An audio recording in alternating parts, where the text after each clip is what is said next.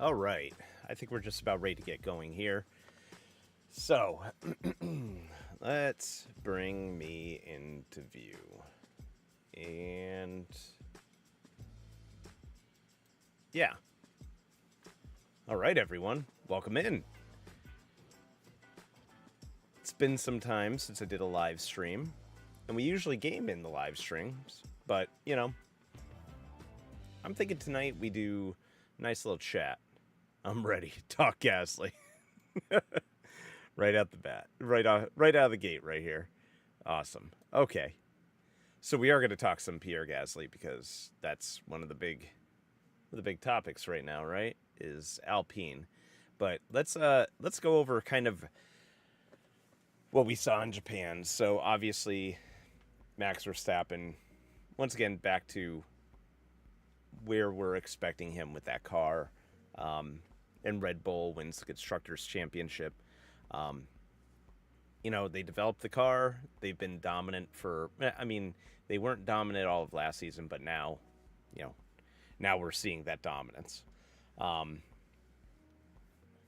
just in full form with the only loss, the only other win, I should say, by Carlos Sainz in Singapore. So, but return to form in Japan. But then let's look at the rest of the podium here. We have Lando Norris and Oscar Piastri. I guess it's greater than Verstappen. Discuss. Um, so we'll hit on that. I'm getting there. I'm getting there. This is what we need to go through before we get to that point. So we have the rest of the podium is occupied McLaren, with the rookie Oscar Piastri getting his first podium, in which I think will be many podiums to come in his lifetime. And I think that once McLaren gives him the car, which I feel like they are steadily, developing, I think that he's going to compete for the world championship. But that's neither here nor there. Good for McLaren. Um, Ferrari had a 4 and 6 finish. Leclerc kind of got a little bit more wind underneath his wings, finishing ahead of his teammate. Mercedes is a little bit of a mess, even though they finished 5th and 7th. There's a big problem brewing there, and I think Lavies or Massico really put that one pretty well. Um, but then you have Fernando Alonso, who is just hanging in there with that Aston Martin. Uh, you know, where what a difference from the beginning of the year to the end of the year. Um, so I mean, we're seeing kind of the what Aston Martin was expected to be, not necessarily competing at the top, but competing for points. And then we get to the very end of the points, which has Esteban Ocon at 9th and Pierre Gasly at 10th, which, Pierre had the better setup, but they told Gasly to let Ocon through. I don't know if I really agree with that. Obviously, you want to have the faster car in front, but but evidently Alpine responds to the idea that Esteban Ocon is the senior driver on the team, having been there longer. These are two guys that just have never really gotten along, and we've seen the blow-ups, in the collisions 2 times this year, between the two. Um, you know, I think that Pierre Gasly deserves to be considered, especially on that team, deserves to be considered at the same level as his teammate. Esteban Ocon is a good driver, but so is Pierre Gasly. They've both won a race in their career, and they've both podiumed this year. So, really, we're not seeing any difference between the two in performance necessarily. Um, and I mean, Alpine, Alpine, which was Renault, which is Renault, so to speak, uh, should have, should be competing at the top, um, especially with the cash infusion they've had from Hollywood and everything. Um, they need to start really showing what they're worth. But this year has been such an upheaval for that team, and I think that Pierre might. I mean, he had to go somewhere because AlphaTauri wasn't going to be it. Um, but I think Pierre may regret a little bit going to Alpine. With you know a ton of the team just getting sacked in the middle of the driving season. It's just so tough to be successful on a team that has had so much upheaval. Um, and I think it's not fair to either one of the drivers, but I think it's especially unfair to this driver that you committed to. You were like, "Yep, we're bringing him in. He's a good young driver." Um, and I think Otmar definitely had to go, and I made a video about that right before all of that happened. And he just, the way he handled Piastri and the way he handled Alonso, and just you could tell that he just was in over his head with this team, and I don't know why the guy gets such respect. Maybe the money he brings in and stuff like that, but you have two good drivers here, and Pierre Gasly is very good. Now the unfortunate thing was when Pierre was brought to Red Bull. You know, sometimes when you get to that top team, and you haven't had anything before that, it's tough, And then when he got sent back down to AlphaTauri for not performing, he came back like gangbusters, which is really cool, but also, not where he needs to be. AlphaTauri is not going to compete for a world championship, as much as I would like them to, because, look at me. I'm a Yuki fan. I do like Liam Lawson. I like Daniel Ricciardo. And that's where we're going to head now. But no, I think that Pierre Gasly got kind of screwed in that race. And I think that, they need to figure it out. And they need to figure out what they've promised to Pierre Gasly and what has not come from it. So, yeah, I think that given time, I don't think Pierre Gasly is ever going to be out of a driver's spot. That's the good thing for him. Because I'm looking at some of these teams and everything, and I'm like, he could go there eventually, So I think that he'll be okay. But let's drop down to AlphaTauri.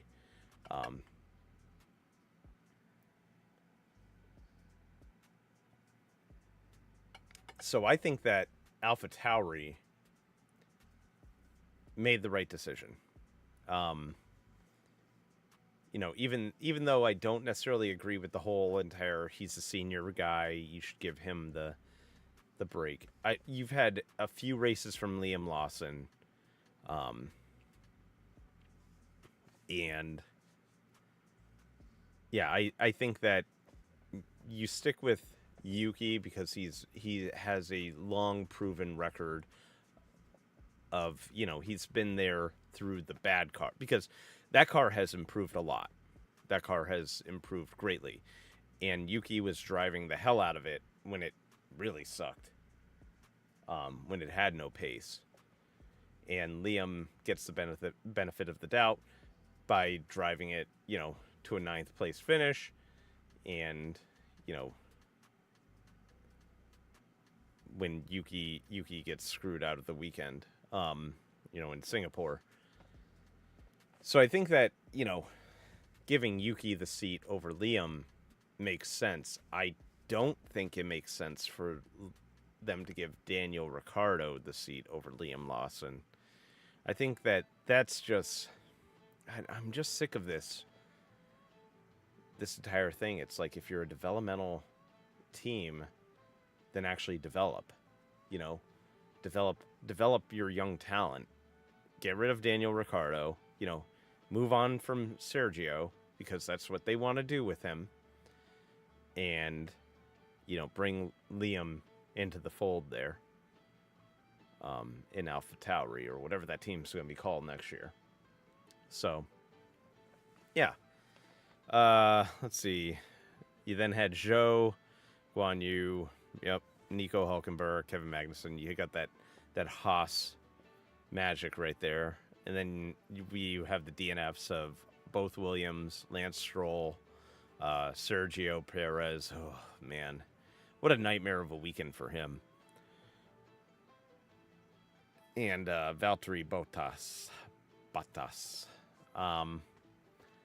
So I think that really, you know, I'm not worried about Williams, you know, other than the fact that Logan Sargent is going to find himself without a seat next year,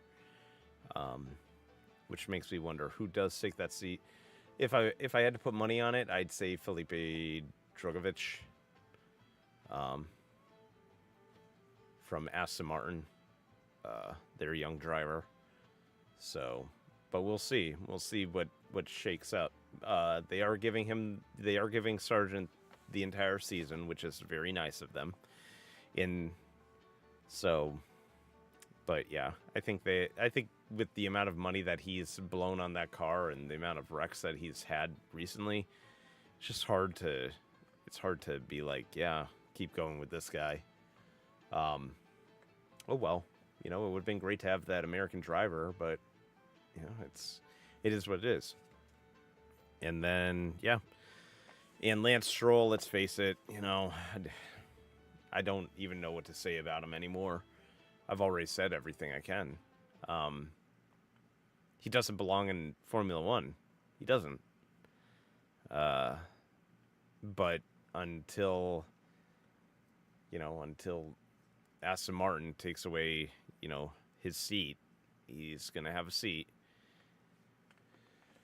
You know, until Daddy Stroll gives it up, they're not gonna get rid of it. So, oh well. Yeah. And that's Japan.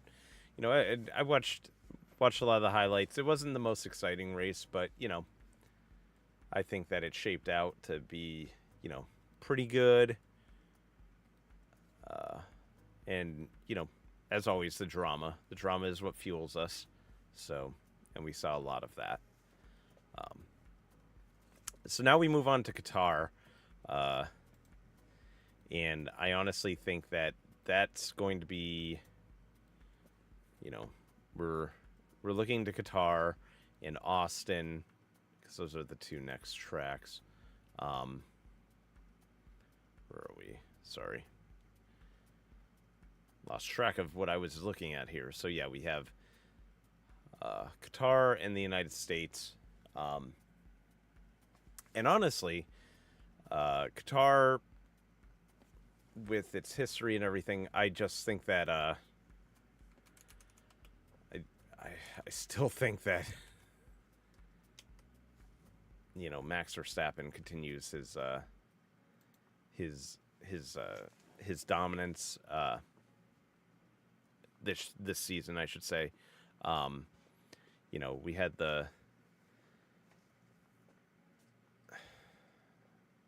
is it? You know, Lewis Hamilton has the sole win there in 2021.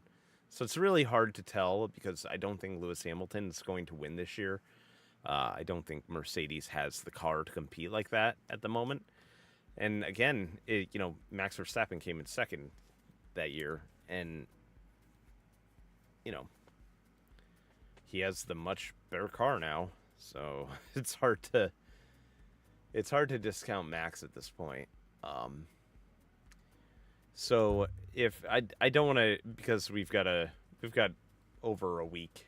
We've got a week and a half before the race. We can even take shape.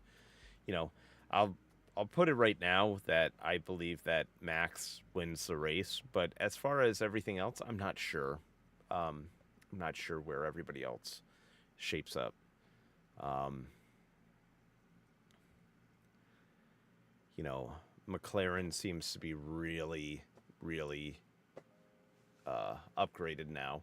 So if they can start to move forward, even further, maybe they can challenge, make Max feel it a little bit, but I don't think they will. I think that Max still will, every race, it feels like Max is going to inevitably take the checkered flag, with the exception of Singapore. Singapore felt like Max was just struggling, but he was still incredibly fast. He almost got Leclerc at the end of that race. And he had been middling through it pretty hard. They put out a good strategy for him, but he still just couldn't get through. And that's really, really weird. Yeah, so we'll see. One thing that Formula One needs to really, really look at is stop racing in these countries that have such terrible human rights. Qatar is one of these, Bahrain, stuff like that. They cancel the Russian Grand Prix because of the war in Ukraine. But I mean, Formula One really needs to start evaluating where they race based upon some of these different issues. I mean, I'm not saying that America is full of it's full of good things, but the blatant human rights violations that occur in some of these countries where they race is just ridiculous. Saudi Arabia, stuff like that. There's no reason. There is no reason for us to continue to have races in countries that are so backwards on the times. And we have, here in America, we have a lot of fixing up to do of some of the different things that we have. But, we're having that discussion out loud in America, whereas you might get killed if you discuss it in some of these other countries. Yeah.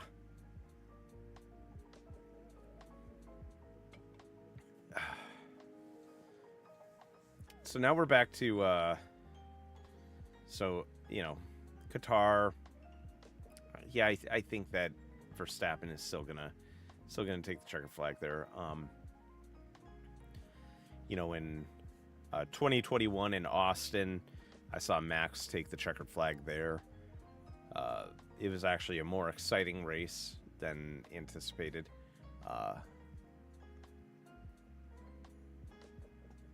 But yeah, I think that Max still has a chance to win the rest of the races. But I think with him winning only and I say only winning, the 10 consecutive races, I think he gives someone a chance one day to, break that record again.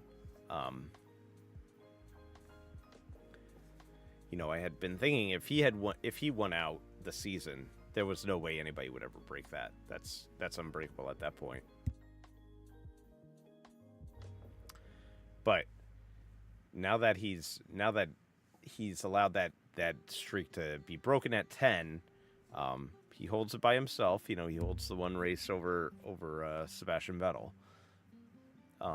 But yeah, can somebody win 11 in a row? Yeah, I think somebody can win 11 in a row.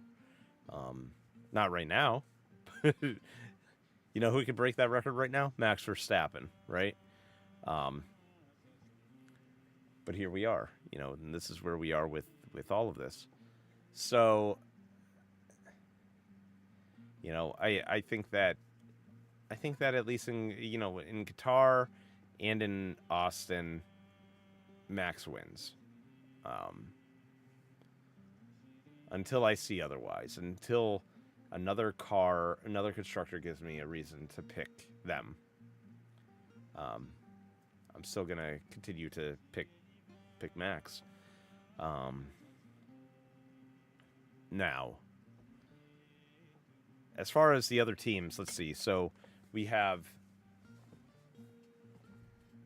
we have one open spot left for 2024, Logan Sargent's seat, because he's not guaranteed that seat, and I don't think he'll get it back. I think that he's out at Williams. You know, we're not completely sure yet, but we're sure. You know, anybody with a brain and who's watched Logan Sargent go about it like that, you know, would agree with that. So I think that Logan leaves. You said Felipe Drugovich. I'd like to see, to be honest, I'd like to see Mick Schumacher get the seat, but,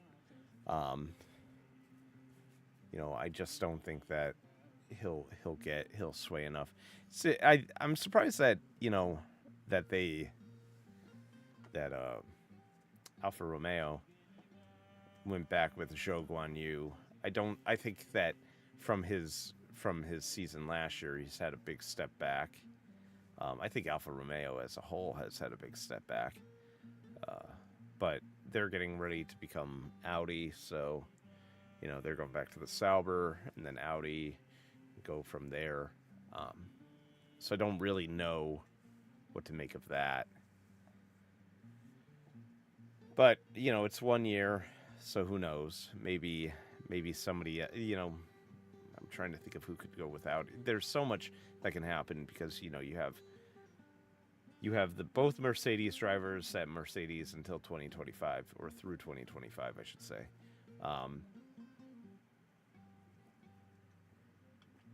Which is very awkward because you should be ramping up for Russell to be your number one.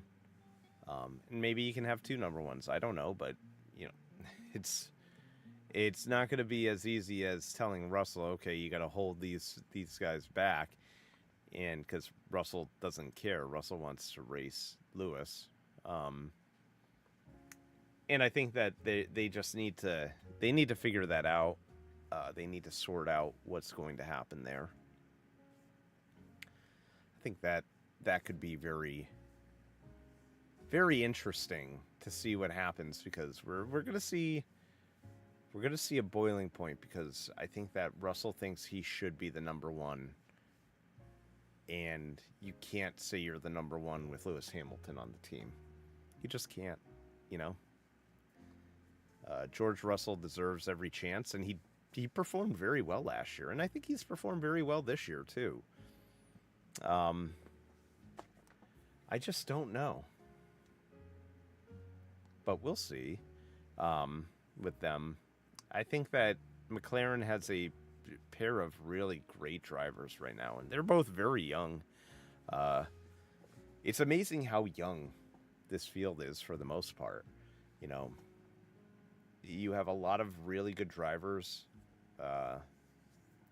under 30, even 25 and under. So, you know, who knows what could happen there. I'm looking at how my mouth is moving on the streaming software, and it's kind of hilarious because I think it's because I have my mic in front of my mouth, so it's kind of confused. It's picking up the sound, so it's just like, oh, just open, you know. But that's pretty funny.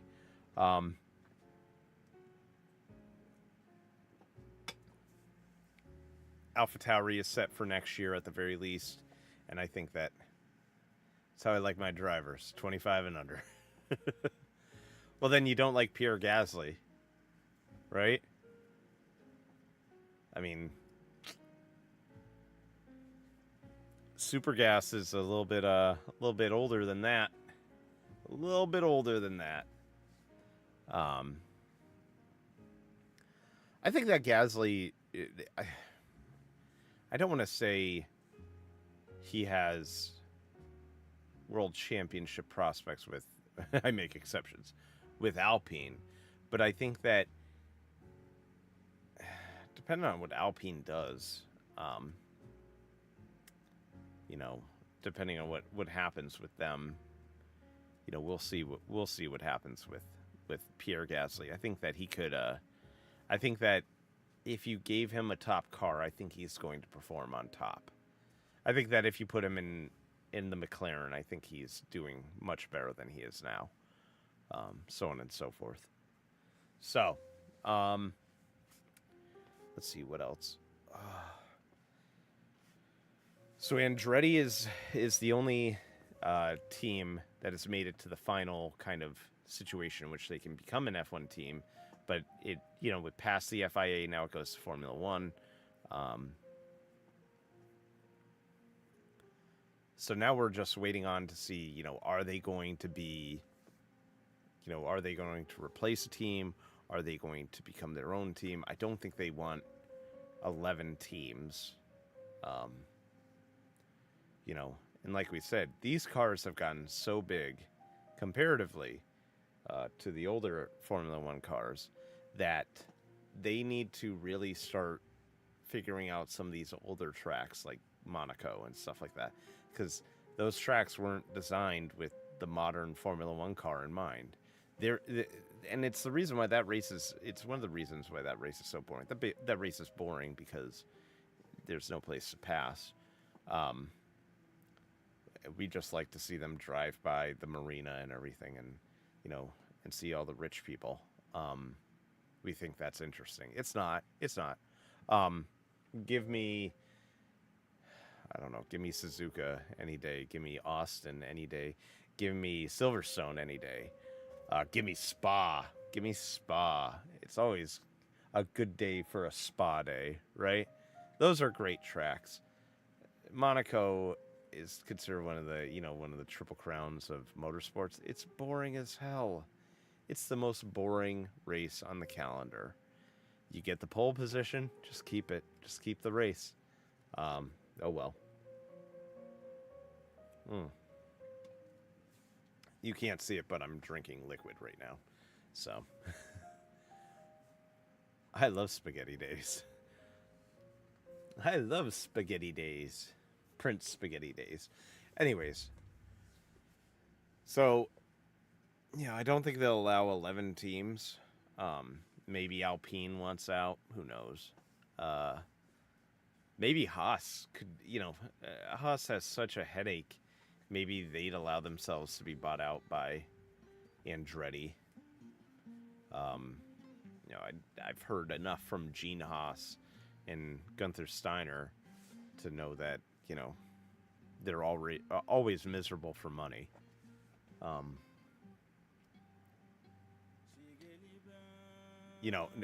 did not expect there to be words in this royalty-free music that I'm playing here.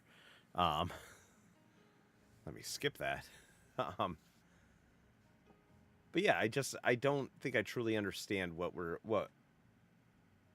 Haas has done with that car. That car cannot last. The tires just get chewed up. So maybe they'd be wanting to go the ring.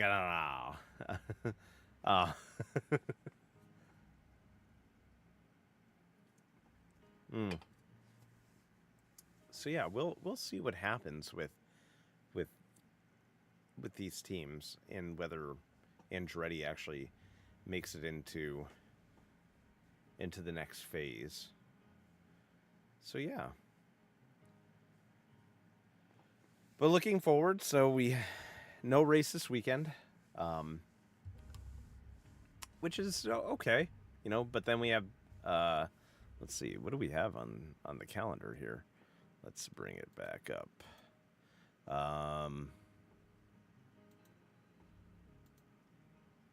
So we have Qatar next weekend, and then we have, oh no, we don't have back-to-back races. Okay, so we have Qatar, not this weekend. We have it the next weekend. Then we have a weekend off. Then we have United States. Then we have Mexico. So then we have Brazil. So back to back to back. So we have 3 races in a row, which is really exciting. And then we have the United States. We have Las Vegas on November 18th, and then it's finishing up in Abu Dhabi. And yeah, excuse me. But that's where we are, in the calendar and everything. So what we're going to start doing, and this is going to start with Qatar, I think I should be able to do this. So we have let me just check my phone real quick for the actual time. It'll be here. So we'll probably have the race at a normal time, I believe, here in the States. Skip. Just let me see Qatar. Oh my God. Just give me the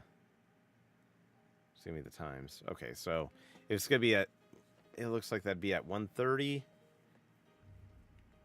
So the race will be at 1 p.m. That means on Sunday. So I think that means we could do a special post-race show next Sunday here on the channel. I think that could be fun. We could discuss what we saw and everything. And really get into it. So, but I think we've exhausted what I could talk about for tonight. I think that this was a lot of fun.